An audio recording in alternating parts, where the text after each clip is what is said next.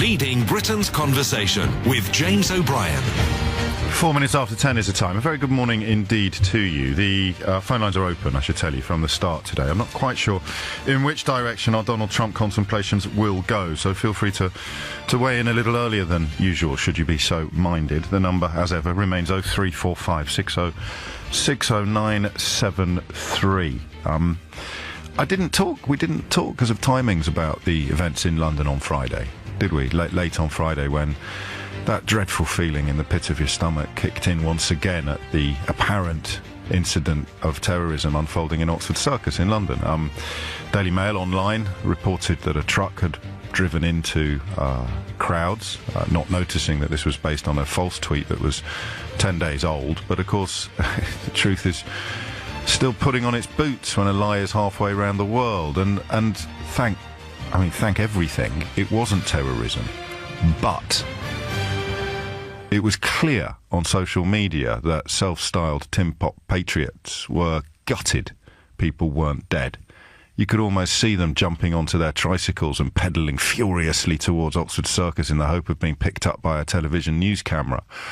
And it really focused my mind, because usually if there has been an act of terror, you're too sad and to a degree traumatised by events to properly focus upon the very cynical attempts by extremists from the other side. The two buttocks of the same backside is probably the best way of describing white supremacists and Islamofascists. They need each other. They are pretty much identical to each other, but they are persuaded of their sworn enmity because it's identity-based bigotry. But because when there has been an actual terror attack, decent people like us, or most of us, are too busy reeling and trying to make sense of it and trying to resist the temptation to become as our enemies are and to become brutal and vicious and unthinking and violent. And it's tough. It gets tougher every time. But it means that we don't look at the attempts of extremists to capitalise upon it. There are only really two types of people that want you and me to be terrorised by Islamist terrorism. There are the people who commit the acts of Islamist terrorism or sympathise with them, and then there are people like Donald Trump who hate the fact that the population is not sufficiently terrorised, and so tweet utterly meaningless and often fraudulent footage or tweets or memes or images in the hope of making people more frightened than they currently are, more negative, more divided. It's quite incredible. If you don't understand why it's racism, I don't know that I'll be able to help you. You should really be able to work it out for yourself. But the reason why it's racism is because you're reacting to the identity of the perpetrator, not the gravity of the crime. So I don't care what colour, creed or star sign you are. If you want to throw someone off a roof for being gay, you're a scumbag. If you want to open fire upon a crowd in Las Vegas, you're a scumbag. If you want to blow yourself up in a room full of children in Manchester, you are a scumbag. I don't care whether you're a Muslim or a Christian, although obviously according to the doctrines of those faiths you would be neither. But I don't care whether you call yourself a Muslim or a Christian, a white supremacist, a Nazi, an Islamist terrorist, a jihadist or a Capricorn. It doesn't bother me. Any more than, a man seeking public office in America accused of molesting a 14-year-old girl disgusts me just as much as an Asian taxi driver in Rotherham accused of molesting a 14-year-old girl. There is no difference. This isn't complicated unless you're, sadly, I don't think there's a better word than racist. That's a given. It upsets an awful lot of people to have it pointed out in such simple terms. But it is really, really simple. If you get more angry about a Muslim taxi driver committing a crime than you do about a Catholic priest, then you are letting the ethnicity or the background of that driver and that priest cloud your objectivity and your judgment. So we'll put a full stop there. That's just a fact, okay? You can see it. You can see it yourself on social media if you don't believe me, from everyone believes me. The only people who are pretending not to believe me are the people who were actually gutted that there wouldn't be an attempt to use the blood of innocent people to make their own vile political points, as in white supremacists and extremists, Islamist terrorists, and so-called jihadists. So what Donald Trump did last night, essentially, was an act of terror. He was seeking to terrorise people. It's what these weird organisations exist for. I took a decision many, many moons ago on this programme, back when nobody listened to it, if we're honest. But I felt it was important to have principles, even when we didn't have any listeners. And we never, ever, ever invited onto this programme people like Omar Bakri Mohammed or Anjem Chowdhury, or kind of EDL figures, or BNP type figures. The reason that we did that was because if people want to believe lies, it doesn't matter how much spotlight you put on the liars, people will never go away persuaded. All they will do is think, oh, wow, well, I think he's been on LBC, so he can't be a complete hat stand, can he? I mean, look, and they're treating him with respect. And in the case of your Chowdhuries and your Bakri Mohammeds, it was actually even worse than that, because it was portraying them as pantomime villains that actually allowed them subsequently to corrupt and persuade young men to do disgusting things in their name. You give these people credibility by interviewing them and by talking to them. I remember a great call from one of them. Was it Abu Hamza? It was the one with...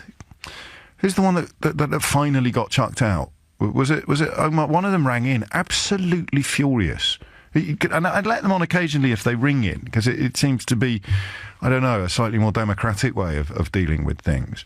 But one of them rang in just before he got deported to I think he ended up in Egypt, didn't he, in jail? And he was absolutely spitting nails because we'd been laughing at him and we'd been suggesting that he shouldn't be taken seriously and that he wasn't deserving of our respect or our invitations on this programme. And it was great. I mean, I loved his fury. It was perfect. It proved all my points. Sadly, everybody else saw an opportunity to get what was then sort of, I guess, attention. It was the days before clicks and likes and media attentions and going viral. So all of these people, I ended up watching once when I was doing the Alan Titchmarsh show on daytime ITV.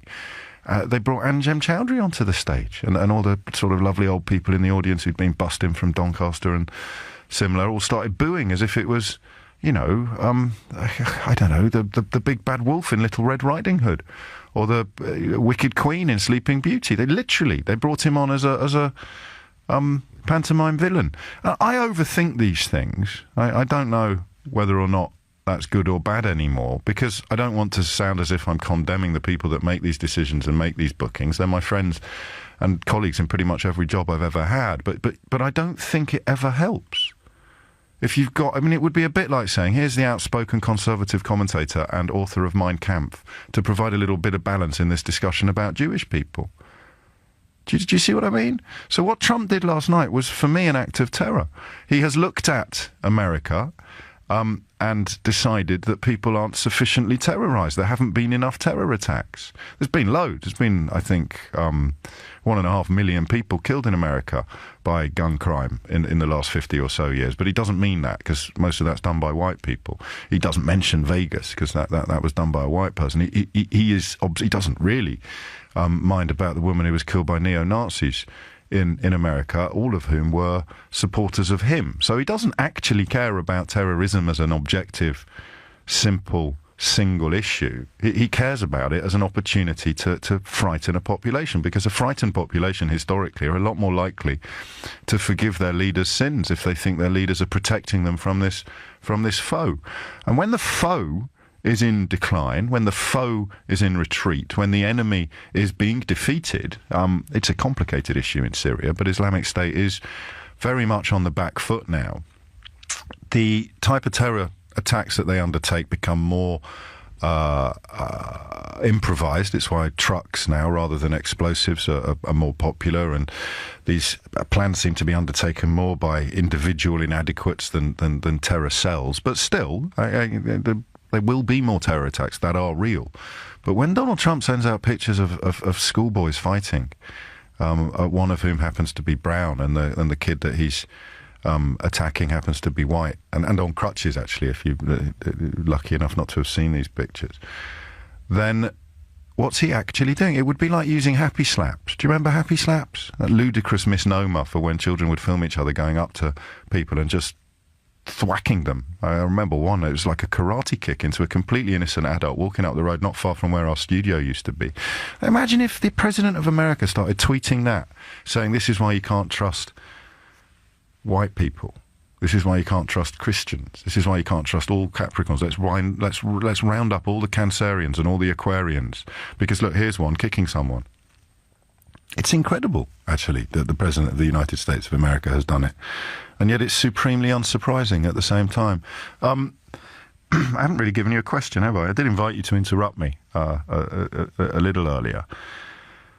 What are we going to do? 0345 6060973 is the number you need. I don't think it's worth asking, partly because Nick already has and covered it perfectly well, expertly, whether or not Donald Trump should still come here or not. I think Brexit has weakened us to such a degree that we can't afford to act on our principles and tell him to sling his hook. We don't want your disgusting, bile disseminating type in this country, in the same way that we ban far-right and anti-Semitic Islamists. We don't want you here coming to talk to people, but we can't because, you know, he's in charge of America and we've just cut ourselves loose from the biggest free market in the world, as you know. I don't think we've got that choice. I don't think that's even a conversation that we can have as a country. But why? I actually, just take my suggestion and talk to me about it. He is trying to terrorise people, right? Can we all agree on that? I suppose you could just about argue, yes, but we should be more terrorised than we are, James. To which you sort of respond by saying, well, are you suggesting that you're unhappy the terrorists haven't been more successful? It's like when you get weird British people popping up on Fox News talking about my home city of London being somehow broken or cowed or having no-go areas in it. And you sort of go, hang on a minute, where do you actually live? Mars? At the top of Ben Nevis? It's just not true. Terrorism will never, ever, ever triumph in the long term.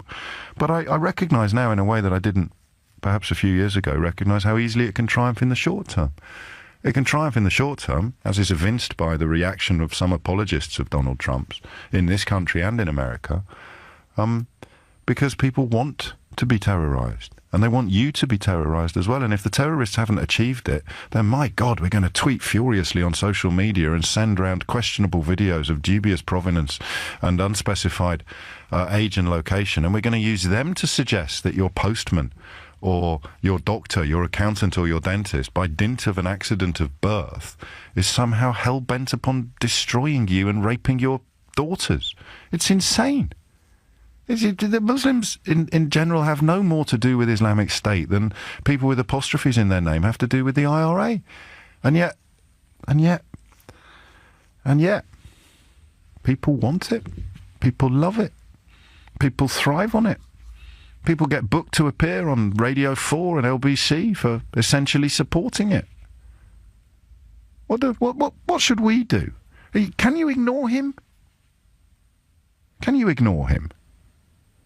Should we do that as our question? Ring me now. 0345 6060973. Can we ignore him? Do you think? I'm not sure we can, but I'd love to be persuaded by you that we both should and could. Hit the numbers now. You will get through. I can't wait to talk to you about this. I feel really weird today. It's, in some ways, and when I'm trying to work out how to talk to you about these acts of Twitter terror by the President of the United States of America, in some ways, the questions in my head feel similar to the ones that I'd ask you if there had actually been a terror attack. I mean, thank God there's no comparison to be made in material terms, but in intellectual or emotional terms, here is an individual who has tried to terrorise us. He's tried to make us terrified of all Muslims, right? Which is what Islamic State do. It's what terrorists do. It's what suicide bombers do. It's what the cretin in Manchester did. It's what the scumbag at London Bridge did. It's what the idiot at Westminster Bridge did. They're trying to make us hate all Muslim people. Or, you know, you want to split hairs, probably they'd be happy with all brown people or all black. That's what they're trying to do. And so is Donald Trump. Two buttocks of the same backside. But can we ignore either of them? 0345 6060973. This is LBC with James O'Brien. It is 10:22. James is in Worthing. He tells us that in one of these videos retweeted by Donald Trump, there's a man brandishing an Islamic State flag. They obviously want this stuff to be seen and spread, and they want people to know that they're responsible. Trump is effectively sharing IS propaganda videos, which is an act of terror. in the sense that it's supposed to terrorise people. And if you're frightened or angry about what is in those videos, then he has succeeded. He has terrorised you more than the actual terrorists managed. So how does civilization respond? Can we ignore it? Or have you got a better idea? Mohammed's in Kensal Green. Mohammed, what would you like to say? Hello, hi. I want to say that basically the extremists such as ISIS and Daesh and, that mentality, they claim that, the West is at war with Islam. And, they bring various sorts of evidence for that. Now, this sort of behavior from Trump is sort of like, in my mind, the biggest boost and help to that claim for the people to recruit people into the extremist ideologies and the extremist ways. If there was any doubt in anyone's mind that, are they really at war with us? Are they not? This sort of behavior from Trump really, helps, unfortunately, the extremist mentality. Well, I think we can everyone agree on that? Even people who think that people like you, I'm just judging by your name, people like you should be sort of rounded up and deported. Would they also agree that this is an attempt to foment the kind of division and hatred that Islamic State want? But their argument is, no, we need to foment that division and hatred because we need to be like them to beat them. Well, what can I say? I don't know. It's like if anyone had any doubts about it, this sort of clears up the doubt.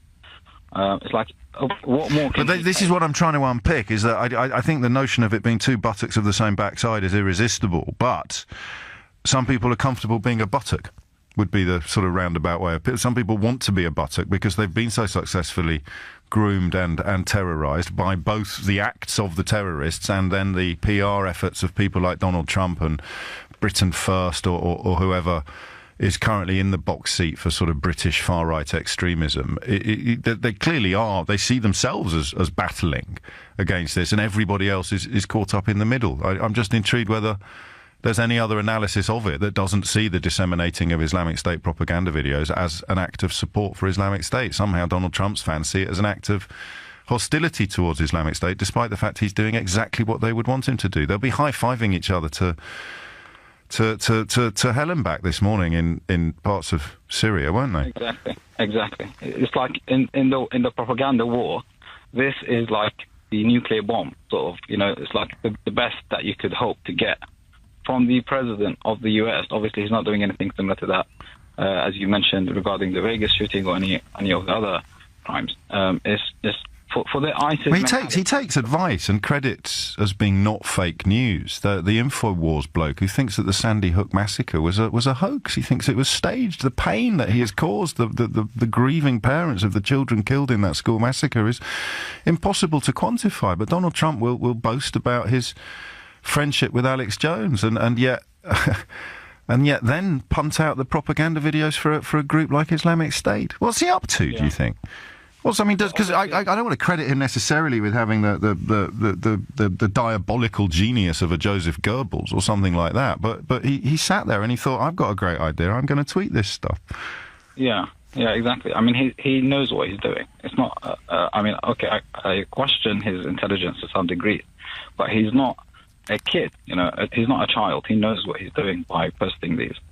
And it's just really sad, it's unreal. It's unreal that the president of the United States is right openly promoting, indirectly, well, he knows he's promoting indirectly, the Daesh sort of... But he's doing their work for them, and this is the astonishing subtext to all of this, all sort of so-called patriotism, as defined by far-right extremists, is that they do the work for the terrorists. They are all effectively saying, I'm really cross that the terrorism isn't working enough. Why are people still being united? Why are people still subscribing to Western values? Why are people still believing in Britain? Why are people still loving thy neighbour and judging the conduct of their fellow citizens by their conduct, not by their creed or their ethnicity or their background or their place of birth? Why do these humans insist on being human when both Islamic State and far-right extremists want them to be inhuman? This is, and I've explored this theory before. Mohammed, thank you. This is how Holocausts happen. The clips that Donald Trump shared are distributed by extremists hoping to start pogroms and purges. And that's not a matter of opinion, that's a matter of fact. What other response do you want? If you're tweeting out the idea that all Muslims or all brown people are the enemy, you want people to start attacking them. You want people to start shooting members of parliament who are passionate in their defence of all humans, not just the ones that fit their ludicrous notion of citizenship. That's what these clips are designed to do. Their motivation in so is identical to that of Islamic terrorism, Islamist terrorism. They want to start a sort of race war or civil war or conflict, cultural conflict. You saw it with the palpable disappointment from Tin Pot Patriots when Oxford Circus, thank God, turned out not to be a terror attack. And it leads to, I think, the ineluctable conclusion that Donald Trump is doing PR for ISIS. And somehow the people cheering him the loudest are the people who profess to be most opposed to ISIS. If you had to distill down the madness of our age, that would be it, wouldn't it? Here's the President of the United States of America punting propaganda videos for a sworn enemy of the West. But the West isn't frightened enough because they're idiots, they're inadequates, they're drug-addled virgins sitting in huts in the middle of nowhere, succeeding occasionally in sowing misery and destruction in our midst. But they're never going to beat us.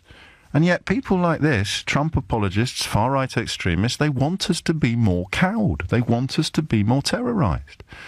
And the people that cheer them as they do the PR work of Islamic State, the people that cheer them the loudest, are the people who claim to be most opposed to Islamist terrorism. But of course, the key to understanding that apparent anomaly is simple. The people who claim to be most opposed to Islamist terrorism are not. They're not opposed to Islamist terrorism. They're opposed to different coloured people. It's that simple. And you can see it quite perfectly in Alabama at the moment, where a man accused of molesting a 14-year-old girl is probably going to get elected by Donald Trump's core base vote, and yet they're the same people who claim to be furious about grooming and use examples from the British news of evidence of how Muslims are going to destroy us all, and yet they'll elect a bloke called Roy Moore, accused of molesting a 14-year-old girl, to the actual Senate. It's almost as if they don't really care about men who molest 14-year-old girls. They're just desperately searching around for any hammer with which they can hit brown people without being accused of the race hate that they clearly practice. God, making some progress. I should probably take a few more calls. It's 10:30. Simon Conway has the headlines. The Mayor of London, Sadiq Khan, says it's increasingly clear that any official visit from Donald Trump to Britain would not be welcomed. It's after the US President retweeted a series of anti-Muslim videos posted by a British far-right group. Official figures show net migration fell by 100,000, more than 100,000 in the 12 months after the Brexit vote. It's the difference between those arriving and leaving the UK. EU citizens accounted for over 3/4 of the decrease. Police believe up to 25 sexual assaults on women and girls in southeast London in the last 13 months could all be linked. The youngest victim was just 8 years old. Officers have released CCTV footage of a man they're looking for. LBC weather, cold and windy but plenty of sunshine. Wintry showers for parts of Scotland and eastern England. Rain and sleet for some western areas at a high of 5 degrees. LBC travel in London, only one lane's open on the A13 westbound just after the Wellington interchange. The emergency roadworks are still taking place. No Woolwich ferry is able to run for the moment, and there are severe delays in London again through Vauxhall because there's only one lane open on Parry Street westbound just before Vauxhall Cross. In Derbyshire, there's only one lane open on the M1 northbound at junction 29A at Markham Vale after an accident. There are now delays of about an hour and 20 minutes on the approach. LBC Travel, I'm Joanne Webb. This Thursday, Ian Dale at Drive will be joined by an ex-burglar to get a different view on how you can keep your house secure and prevent vehicle theft happening to you. That's this Thursday with Ian Dale at Drive from 4 p.m. on LBC. Thanks to safe.co.uk. I'm James O'Brien. It's 10:32 and you're listening to LBC. This is LBC. Oh, I got my car a Ford Motorcraft service. It cost just £149 at a participating Ford dealer, and it included a 30-point e-check. Oh, well, at least my Ford will be prepared for winter. Book your Ford Motorcraft service at ford.co.uk. Prices recommended retail price, including parts, labour and VAT. Terms and conditions apply. Moving office? It can be one of the most stressful, costly, disruptive experiences of your business life. But not with Maris Interiors, who've been designing, fitting out and transforming workplaces for over 3 decades. To get your free guidebook, attend a free seminar, or book a free consultation, go to officerelocation.co.uk. Morris. Workplace Design Experts. Sky TV customers, bring the magic of Sky Cinema home this Christmas for just £10 a month. Cozy up in front of your favourite classics, like How the Grinch Stole Christmas. Yes! With over 1,000 movies on demand to watch whenever you want. And get a new premiere every day, like Kong, Skull Island. That's the big one. So, that's Sky Cinema for just £10 a month. Search Sky Cinema. New 18-month contract. Further terms apply. Cara, joining video conference.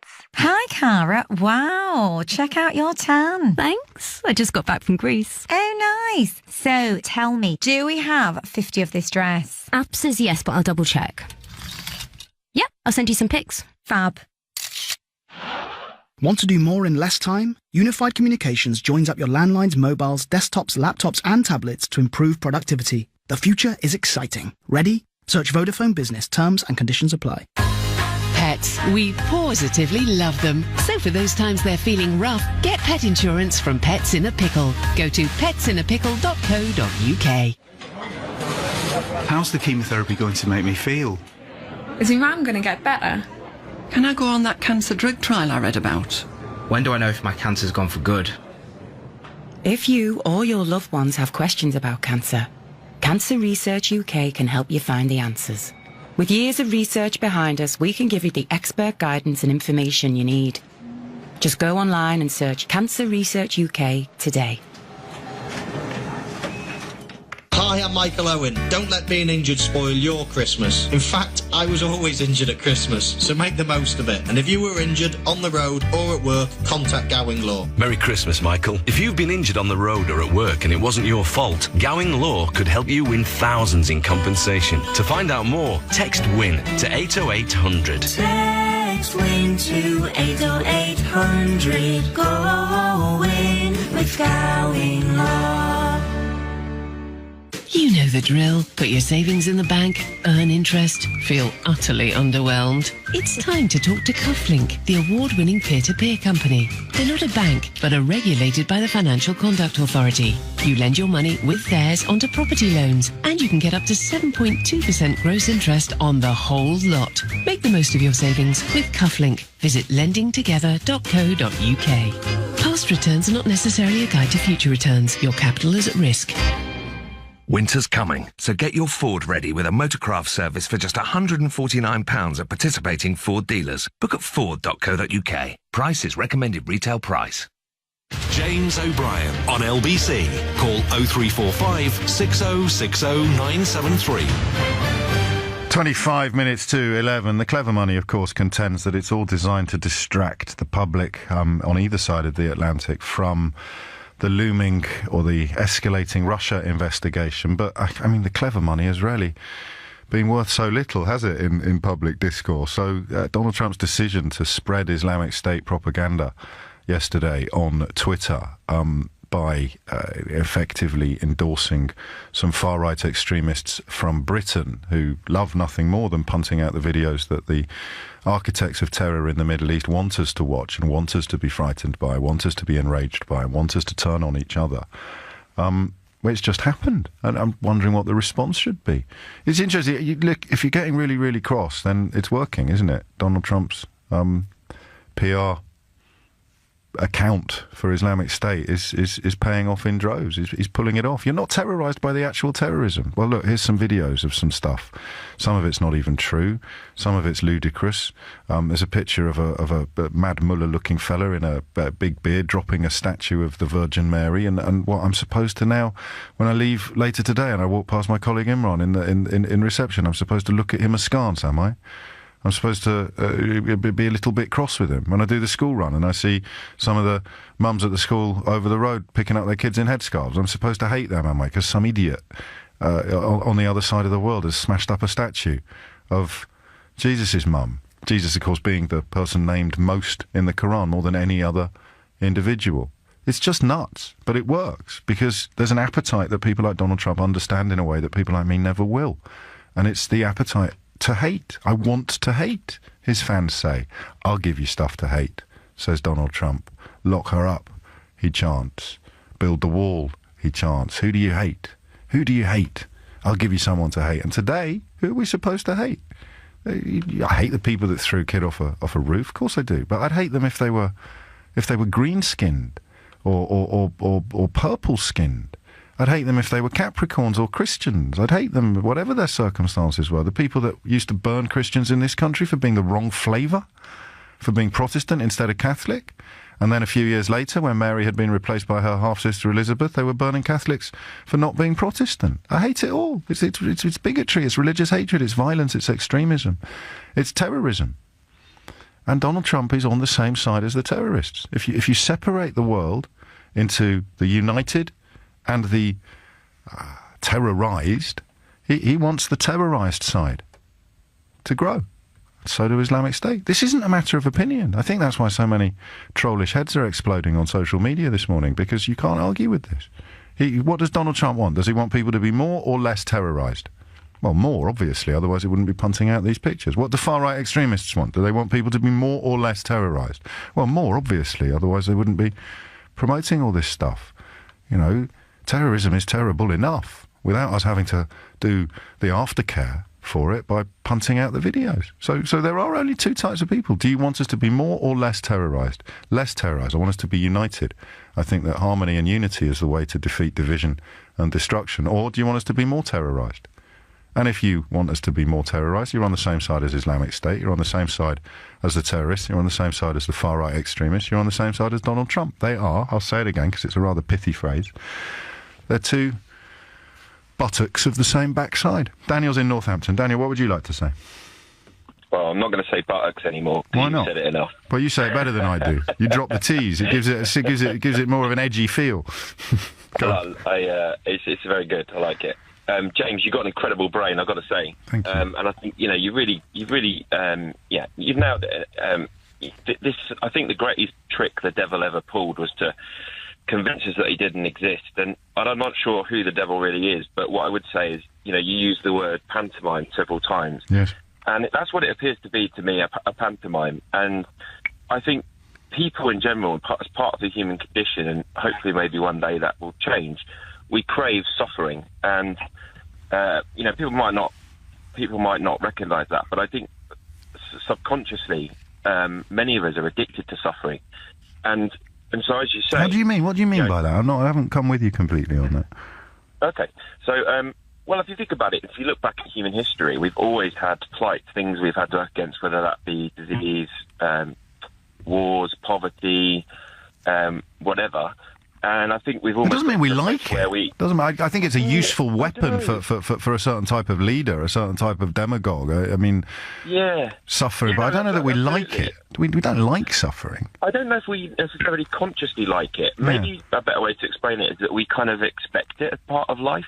Maybe. And so I do think we crave it in some weird, and I'm talking about myself here as well, sure, some weird unconscious kind of way. Like, if you watch an episode of EastEnders, that is all about people having awful lives, and yet we turn it on and we watch it, and you kind of think, why would I want to watch this? So it must tap into us somehow.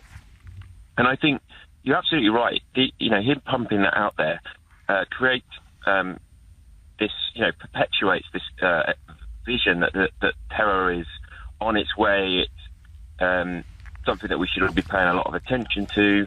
And I think we should, and we are, and it's a problem that hopefully, as with previous terror movements, although I suppose the Irish example is a poor one because there's a chance it's going to be revivified. These things do pass. These things do get defeated. They never really get defeated by copying the tactics of the terrorists. I think the question that boils this down to dust is that one: do you want the public to be more or less terrorised? And people can't quite cope with their own answer to that question if they're on the kind of Trump, EDL, Britain First type bandwagon, because they have to now say it to their radio. I'm on the side of the people that want the public to be more terrorised, James. Yeah, absolutely. And I think you've really got under the skin of that. And I think they absolutely do, because it creates a means for control. And I'm not an avid David Icke follower or anything like that. And Steady I'm not on. This never ends well. These sentences never end well, Daniel. Hey, look, it's going to be okay, all right? Just let me finish. Go on. So what I'm saying is I don't particularly subscribe to any conspiracy theory, but what I would say is that when people are afraid, and you offer them a solution to kind of end or allay those fears, you can offer. So, for example, if I said to you now, I'm going to put an identity chip under your skin, and I'll be able to track where you are and everything, but it's also going to help us really up our game with counter-terrorism. We'll also be able to tell if you've got a health problem and immediately get you to seek help. You start to warm up to that idea. So I guess what I'm saying is I think this pantomime... Yes, the more frightened the population is, the more likely they are to sort of sacrifice their freedoms on the altar of their security. At which point, I think tradition demands that one of us misquotes Voltaire. But that's the central point. I'd rather you brought Voltaire into it than David Icke. But still, the point stands. So what is the point of having a terrorised population? Answer: you can do whatever the hell you want with them. 10:43 is the time. David is in Crystal Palace. David, what would you like to say? Hi, James. Good to speak to you again. I'm really concerned about the way in which we're headed with the dialogue recently, because, with more and more of these kind of extreme discussions, and Trump basically coming out with stuff which is just really bizarre, really just, you can't understand it, you can't fathom it. I mean, he has ex-heads of the CIA and so on in the US saying that they can't understand where he's coming from. It has no basis. It's dangerous. It's like, and I wonder, with everything we've seen, and it's not even a year yet, are we ever going to return to a position of normalcy now? That's the real concern. We will eventually. I don't know when. I don't know where, but we have to eventually. History demands an equilibrium is re-established, but there are very powerful forces in the world that hate the equilibrium. There are people. I mean, this is the bottom line, isn't it? We're talking about people who are identical in their outlook, whether they're Islamists or white supremacists. They hate freedom, they hate equality, they hate liberalism, they hate tolerance, they hate the West. They're just too thick to realise that they live there, perhaps. Yeah, and it's more about people's kind of the way in which people seem so unwilling to even accept any other fragment of another person's point of view these days. I think we can all be guilty. We can all be guilty of that. Oh, yeah, 100%. And that's the kind of point that I'm making. It just seems so much more exacerbated now. And it's like, I seem to remember Andy Hamilton addressing it on one of his radio plays years ago, where he was talking about people opting for their delusions of choice, and that's how humans behave. We think about it in your everyday life. Everybody faces things where, whether it's, you're on a diet and you don't want to have that little chocolate bar and you think, oh, do you know what, I'm going to have it and it'll be all right. You lie to yourself all the time. Everybody does it. You always lie, but these are just, it's gotten worse and worse and worse. And, from somebody that is, I'm very involved with stuff online, it's kind of, what I do with work and stuff. It's like, you see this all the time where people can't admit fault with anything that they come out with these days. It's like, I was brought up, and I think last time I was on here, I spoke to you about, being a person who's a millennial. I'm very concerned about kind of, the way that I was brought up and the things I saw, whether it's talking about kind of equality to one another, community and all these kind of things. It all just seems to be falling apart at the seams. And I'm just like, how did this happen? Where are we now? It's so bizarre. And, this idea that, people can't even admit any kind of fault whatsoever. No, I think I'd be maybe a bit more charitable than just chalking it up to stubbornness. I think stuff is really complicated, and if you're kind enough to listen to this programme on a regular basis, you enjoy, to some degree, trying to unravel the complications. But I mean, this will sound enormously patronising, but I can't help it. I almost envy people who don't appreciate complication. I almost envy people who pretend the world isn't complicated. Someone gives them a slogan, whether it's Make America Great Again or Take Back Control, and that's it. It's all they need now. I've got a really strong opinion on a really complicated issue. What's your strong opinion? Make America Great Again. That's all I need. And it's the seductiveness of simple-minded responses to incredibly complicated problems is huge. But it leads you to a place where I sit here today on LBC at 10:47. I just hold up a mirror to everybody listening to this programme and I ask one simple question. Would you rather the British public were more terrorised or less terrorised than they currently are? And we are currently terrorised by acts of terror. But if you want the British public to be more terrorised, then You either secretly hope for more acts of terror, which we categorically and clearly saw happening on social media in the aftermath of the Oxford Circus brouhaha on Friday night.